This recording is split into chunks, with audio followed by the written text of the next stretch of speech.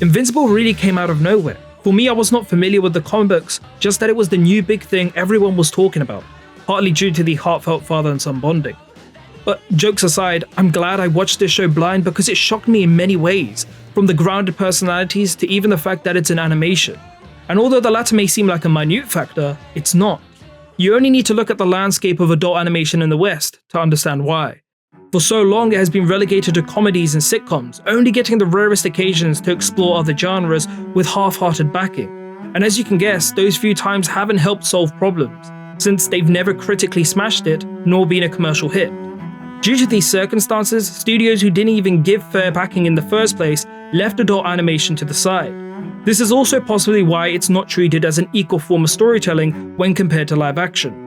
That alone is why so many superhero adaptations go live action as a form of validation by the premium Western format. And as we all know well, a particular subsection more likely to go live action in the West is the dark, edgy and realistic stories, such as The Boys, Deadpool and Daredevil. For all these reasons, the creators could have easily justified making the show live action, but they didn't, and it's clear why. Although animation is often ignorantly associated with kids and less mature content, it ironically allows creators to push the boundaries as to what's portrayed on screen. For example, a live action show would not only find it difficult to execute the train scene, but would also have to add some sort of censorship, as seeing what looks like real bodies being torn apart at the torment of our protagonist, alongside the harrowing screams, would be something extremely difficult to get approval on. But since Invincible is an animation, it can go all the way, with no handbrake. Simultaneously, a Western audience's lack of awareness of anime, which has long been using animation to tell adult stories, would ensure that they don't see the brutality and maturity of Invincible coming. Thus, when the show drops that bombshell, it hits you harder than it would have if it was a live action. Fundamentally at its core, the decision to make this an animation amongst the stellar writing and phenomenal direction makes Invincible feel refreshing as well as a much needed take in the West. And since we're talking about the adult nature of Invincible's animation, what about that R rating? This infamous label is something that seems to be a desired thing for entertainment these days. But what a lot of people don't talk about is the unnecessary nature of it being applied to some films and shows. Thankfully though, Invincible does not fall into that category. I actually cannot imagine this show having the impact it has with its storytelling, tone and characters without the bloody, unfiltered and messy violence.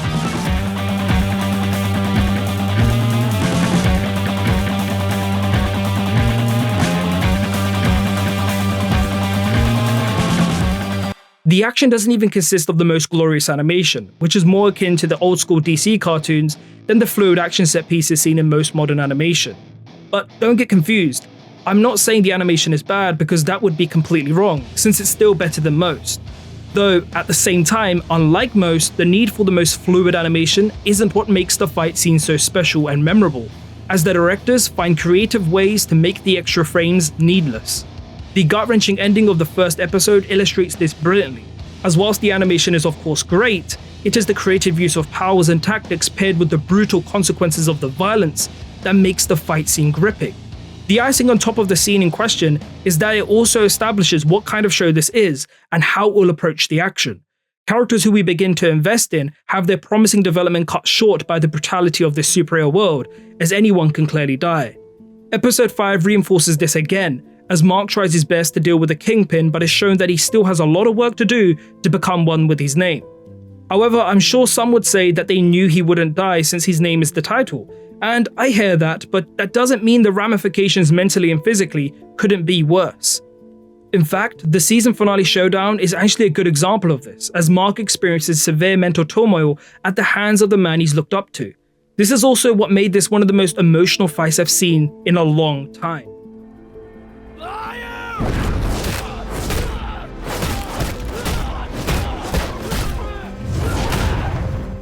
Seriously, that's not an exaggeration. I cannot remember the last time I felt as many emotions during such a visceral scene. As Omni-Man beat his son into an unrecognizable image, I felt my heartstrings being pulled. The show does a fantastic job at grounding these characters. They have a familiar human nature which makes Mark's fight with his father that much more heart-shattering.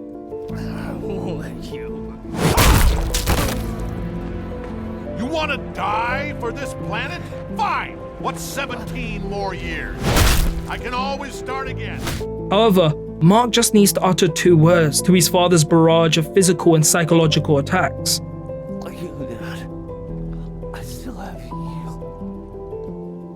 He ultimately stood no chance in a physical fight with his father, but a battle for his heart, a battle to see if his father's feelings were ever real, if he ever gained compassion, was one he could win, and he did.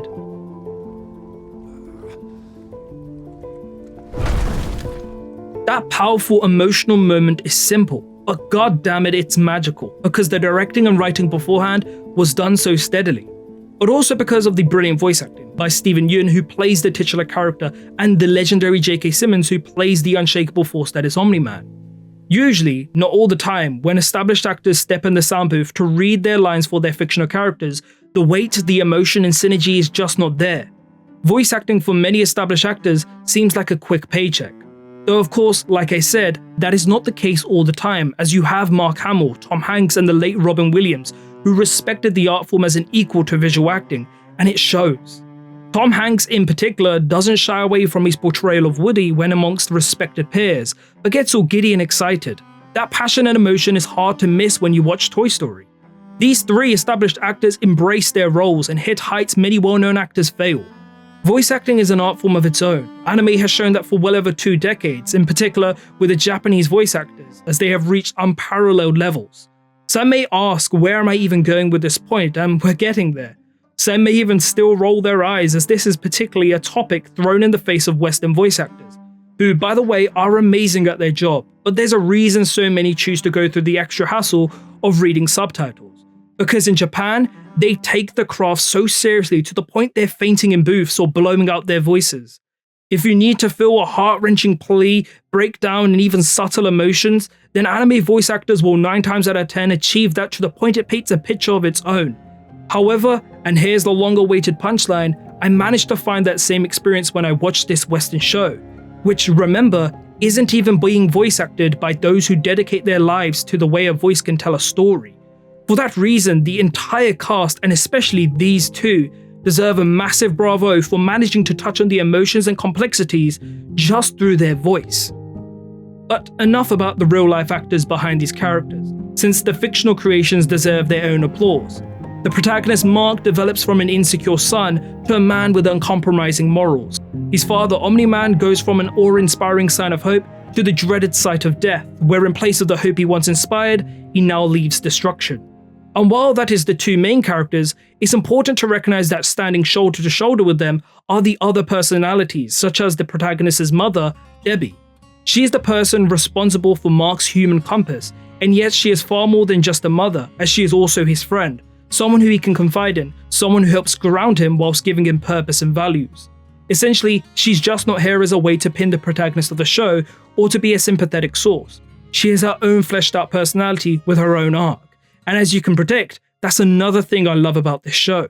Eve, a potential romantic interest in the future, comes from unfortunate backgrounds where her parents don't seem to understand her, and even worse, refuse to try, preferring instead to enforce their views. Despite that, she remains incredibly level-headed, veering away from the cliché direction many superhero shows have taken. I say that because instead of getting jealous when she misses a potential chance to be with Mark, which would be warranted with the emotional problems she suffers behind the scenes, she still supports him and actually finds a way to feel genuine happiness for him. Good for you, Mark. That surprised me, and it felt so refreshing to see since, of course, it's rare to see. But not everyone is as supportive as Eve, as of course there is conflict since this is a superhero story. Titan, the first villain Mark encounters, serves as his coming out party to the superhero world. But what I didn't expect at the time was for Mark to meet him again, but this time with the writer's pen in his court, fleshing out the world from its black and white characterization to a world where the colors are smeared and murky. Society doesn't function as simply as Mark's father would have him believe, and this is an initial shock to his system until he sees that Titan is yes a criminal, but out of necessity due to the hole he's in and the lack of opportunity. This incredible episode unveils the problems with this iteration of heroes, that they're chasing glory, going for the so-called big fish rather than the on-ground villains, as that doesn't get them the headlines. You know, I'm more like a big picture superhero, saving the planet, stuff like that. Why don't you give Fight Force a call? Sure, man, just fly away. Forget about everyone else down here. But oh boy, something that did catch many headlines is a character I have not mentioned yet, Amber. This is someone I liked a lot until some writer decided to assassinate her character with one single line. I know you're a superhero. You know? I'm not an idiot. I figured it out weeks ago.